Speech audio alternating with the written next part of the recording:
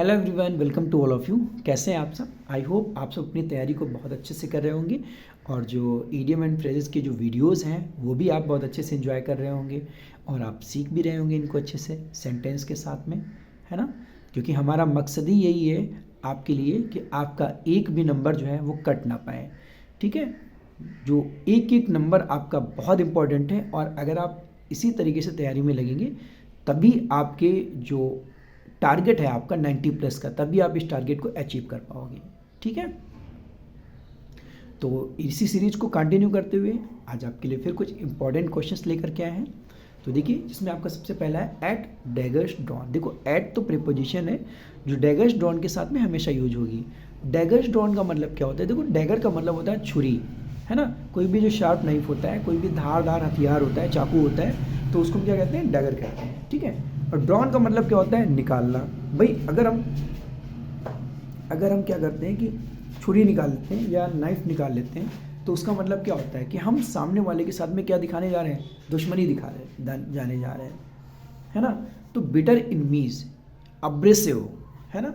तो इसका मतलब होता है खुली शत्रुता या दुश्मनी।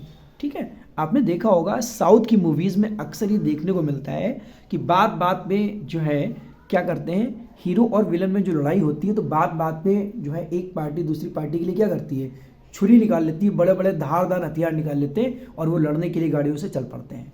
तो वहाँ पे क्या दिखाया जा रहा? कट्टर दुश्मनी दिखाई जा रही है। तो ये कट्टर दुश्मनी के लिए ही यूज़ किया जाता है डैगर्स ड्रॉन। ठीक है, Sonu and Monu were fast friends. Sonu Monu जो है बहुत अच्छे दोस्त थे, है ना? फास्ट फ्रेंड्स थे, घनिष्ठ मित्र थे। Now they were at daggers drawn with each other. अब वो क्या है? एक दूसरे के कट्टर दुश्मन थे, है ना? अब वो दोनों क्या थे? एक दूसरे के कट्टर दुश्मन थे। ठीक है, तो कट्टर दुश्मनी के लिए या हम ये कह लें खुली शत्रुता के लिए क्या यूज़ करते हैं? डैगर्स ड्रॉन करते हैं, यूज़ करते हैं। फिर है आपका eight a loss. Eight a loss का मतलब क्या होता है? परप्लेक्स्ड होना, या फिर हम ये कह लें not knowing what to do, confused, यानी कि कन्फ्यूज हो जाना, असमंजस में पड़ जाना, है ना? और कोई भी चीज़ अगर हमें बोलना है, जवाब देना है और अगर हम कंफ्यूज हो गए तो वो सिचुएशन क्या कहलाएगी? एट अ लॉस कहलाएगी, है ना? तो असमंजस की स्थिति में जो है हो जाना क्या कहलाएगा? एट अ लॉस कहलाएगा। I was at a loss when the principal asked me a question. जब प्रिंसिपल ने मुझसे प्रश्न पूछा तो मैं बहुत ज़्यादा क्या था? कंफ्यूज था, मुझे समझ नहीं आ रहा था कि मैं क्या प्रश्न का जवाब दूँ। ठीक है, when I was a lift I was at a loss. देखो क्या होता है, कई बार जो है कुछ ऐसे लोग जब स्टेशन पे पहुंचते हैं जिनको लिफ्ट के बारे में ज़्यादा नॉलेज नहीं होती है, तो हम क्या करते हैं? देखते हैं कि भाई जो है कैसे लिफ्ट में एंटर करेंगे, है ना? और कैसे हम बाहर निकलेंगे, तो बड़ी कन्फ्यूजन की सिचुएशन होती है। तो when I was in lift I was at a loss. जब मैं लिफ्ट में था तो मैं बहुत कन्फ्यूज था, है ना? कि भाई अगर लिफ्ट फंस गई तो क्या होगा? तो when I was in lift I was at a loss. जब मैं लिफ्ट में था तो मैं बहुत कंफ्यूज था। ठीक है, तो इस स्थिति में यूज करते हैं एट अ लॉस। अब आप मुझे बताएंगे एट अ लॉस का जो मिलता जुलता एक और इडियम मैंने शेयर किया था वीडियो में, आप मुझे बताएंगे कि वो कौन सा इडियम था जिसमें अगर असमंजस की स्थिति है, अगर कंफ्यूजन की सिचुएशन है, वहाँ पर उसको हम यूज़ करते हैं। कमेंट सेक्शन में आप मुझे ज़रूर बताइएगा। ठीक है, फिर है आपका एट स्टोन्स थ्रू।